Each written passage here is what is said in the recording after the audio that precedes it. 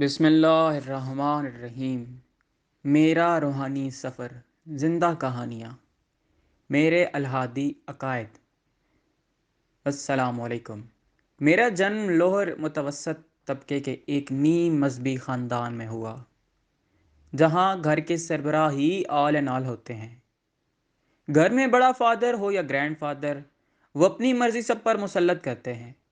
وہ خود مذہب پر عمل کریں نہ کریں، مگر ہمیشہ یہ چاہتے ہیں کہ اولاد نیک، نمازی، حافظ قرآن اور لائق ہو، اور اس معاملے میں وہ عموماً سختی کا مظاہرہ کرتے ہیں۔ خود نماز عید یا کسی کی نماز جنازہ ہی پڑھتے ہوں، مگر اولاد کو فجر کے وقت زبردستی جگا کر نماز پڑھاتے ہیں اور تلاوت کے لیے مسجد، مدرسے میں بھیجتے ہیں۔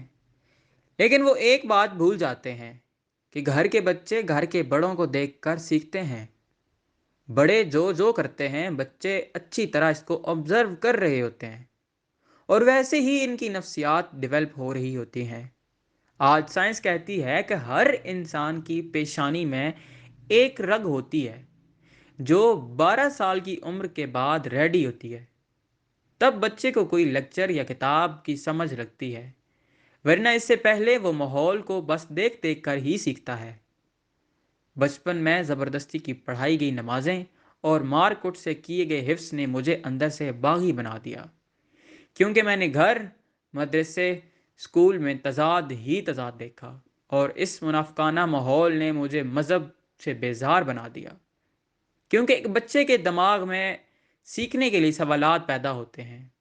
جب وہ سوال کرے تو جواب تھپڑ یا گالی سے ملے، اور اس کے سوال کا گلا نہیں گھونٹا جاتا، بلکہ بچے کے اندر کے انسان کا گلا گھونٹ دیا جاتا ہے۔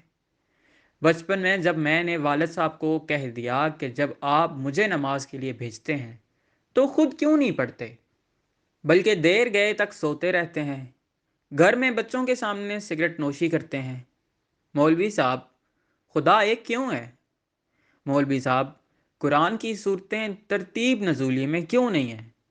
مولوی صاحب، آپ کے لیے گھروں سے اچھا کھانا کیوں آتا ہے؟ مولوی صاحب، آپ کوئی محنت مزدوری کیوں نہیں کرتے؟ مولوی صاحب، سارے مسلمان ایک جگہ نماز کیوں نہیں پڑھتے؟ مسجدیں الگ الگ کیوں ہیں؟ ہم دوسروں کی مسجد میں واز سننے کے لیے، نماز پڑھنے کے لیے کیوں نہیں جاتے؟ آپ سوچ سکتے ہیں کہ جس طبقے سے میرا تعلق تھا، پھر مجھے جوابات میں کیا کچھ ملتا ہوگا۔ یوں ہی زندگی کے دن گزرتے گئے اور میں یونیورسٹی پہنچ گیا۔ وہاں کچھ کھلا ماحول تھا، ہر ٹاپک پر کھل کر بات کی جا سکتی تھی۔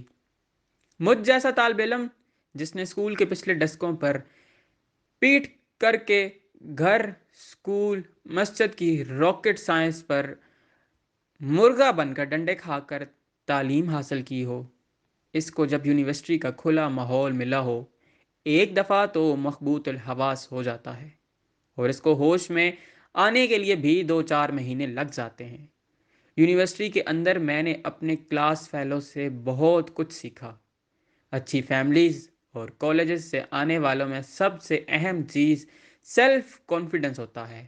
ان کے ہر کام میں خود اعتمادی ہوتی ہے، جو ہم جیسے دبائے ہوئے لوگوں میں کم ہوتی ہے۔ مجھے اپنے سابقہ ماحولیاتی احساس کمتری سے نکلتے وقت لگا۔ بچپن سے میرا انداز ہمیشہ باغیانہ تھا۔ میں مار کھا لیتا تھا، لیکن سوال کرتے کبھی جھجکا نہیں۔ یہاں میرا واسطہ جب پروفیسر نثار جیسے لبرل سکولر سوچ کے بندے سے پڑا، جو سوالات کے لیے اکساتے تھے اور بڑے احسن طریقے سے جوابات دیتے۔ ان کے پاس دنیا جہان کا گیان تھا، اور وہ بندہ جب بولتا تھا تو جی کرتا تھا بس سنتے رہو۔ مذہب، سائنس، فلسفہ، منطق، ہسٹری، نہ جانے کتنے مضمون ان کی فنگر ٹپس پر ہوتے تھے۔ پوری کلاس ہی ان کی گرویدہ تھی، مگر میں تو سمجھے ان کا چیلا بن گیا۔ میرے اندر 10 سالوں کا غبار جو انہوں نے باہر نکالا، آہستہ آہستہ میں ان کے رنگ میں رنگتا گیا۔ وہ جو بچپن سے میرے دماغ میں زبردستی کا مذہب ٹھونک دیا گیا تھا، جسے میں نے کبھی قبول نہیں کیا تھا، اب وہ میری تنقید کی زد پر تھا۔ پروفیسر صاحب نے مجھے کہا کہ ہمارا معاشرہ اتنی برداشت نہیں رکھتا، یہاں مذہبی شدت پسند ملا بھی تعلیم حاصل کر رہے ہیں۔ یوں سرعام تم اپنے نظریات کا اظہار نہ کیا کرو، ایسا نہ ہو کسی مسئلے سے دو چار ہو جاؤ۔ پھر مجھے ایک دو اپنے پرائیویٹ سوشل میڈیا کے فری تھنکر گروپ میں ایڈ کروا دیا، جہاں ہم ہر وقت کھل کر مذہب پر تنقید کرتے اور مذاق اڑاتے تھے کہ دیکھو، اس پڑھے لکھے سائنٹیفک آرٹیفیشل انٹیلیجنس کے دور میں یہ لوگ مذہب کی خود ساختہ بین بجا رہے ہیں۔ سوشل میڈیا کے فری تھنکر گروپ میں میرا واسطہ بڑے ماہر اور گیانی لوگوں سے پڑا۔ ایسا لگتا انہوں نے سب چیزوں میں اسپیشلسٹ کیا ہوا ہے۔ وہ ہر نئے آنے والے بندے کو 2 منٹ میں 4 نشانے چت کر دیتے تھے۔ اگر کوئی زیادہ پڑھا لکھا آ جاتا جو الحاد کے خلاف ہوتا تو ہم سب سے پہلے اس کے سوالات کا مذاق اڑاتے اور پھر اس پر ایسی تنقید کرتے کہ وہ جان چھڑا کر بھاگ جاتا تھا۔ ان مباحثوں میں مجھے بڑا مزہ آ رہا تھا۔ اب میں گھر والوں کی بھی خوب درگت بناتا تھا، کھل کر اپنے نظریات کا اظہار کرتا تھا۔ میرے والد گالیاں دے کر خاموش ہو جاتے کہ یہ کافر ہو گیا ہے، اس کے ساتھ کھانا پینا حرام ہے، لیکن میری والدہ مجھے سمجھاتی رہتی تھیں کہ نہ پتر، ایسا نہیں کہتے، تو حافظ قرآن ہے، پتر بے ادب گستاخ نہ بن، جہاں پر علم لے کر نہیں جاتا وہاں پر پاک سوہنے رسول اللہ صلی اللہ علیہ وآلہ وسلم کا ادب لے جاتا ہے۔ پتر، غلط لوگوں کی سنگت نے تجھے ایسا بنا دیا ہے۔ دیکھ پتر، ہمیں معاف کر دے، ہماری جتنی سمجھ بوجھ تھی، جتنے وسائل تھے، اس سے بڑھ کر تمہاری تربیت کی ہے۔ ہماری عقل اور تعلیم جو اتنی تھی، یہ بتا کیا تیرے باپ نے تجھے پالنے میں کبھی کوتاہی کی؟ تجھے کھانا، جوتا، کپڑا، اسکول، کالج، یونیورسٹی کی فیس نہ دی ہو؟ تیری بیماری میں تیرے ہم نے دیکھ بھال نہ کی ہو؟ تو چھوٹا سا تھا، اپنے کپڑے گیلے کر لیتا تھا، تیرا باپ تجھے کندھے پر بچپن میں اٹھاتا تھا تو مود کر اس کے کپڑے پلیت کر دیتا تھا، مگر وہ پھر بھی ہنس کر تجھے پیار کرتا تھا۔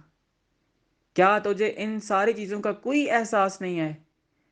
بس بچپن کی منفی باتیں تیرے دماغ میں بیٹھی ہیں۔ ہم نے بچپن سے سنا تھا کہ جس گھر کا فرد حافظ قرآن ہوگا وہ 12 لوگوں کی بخشش کرائے گا۔ ہم جیسے بھی گناہ گار ہیں، مگر ہمارے بچے نیک ہوں، کیا یہ خواہش غلط تھی؟ محترم ناظرین و سامعین، اس کہانی کا بقیہ حصہ اگلی آنے والی ساتھ میں پیش کیا جائے گا۔ اللہ حافظ۔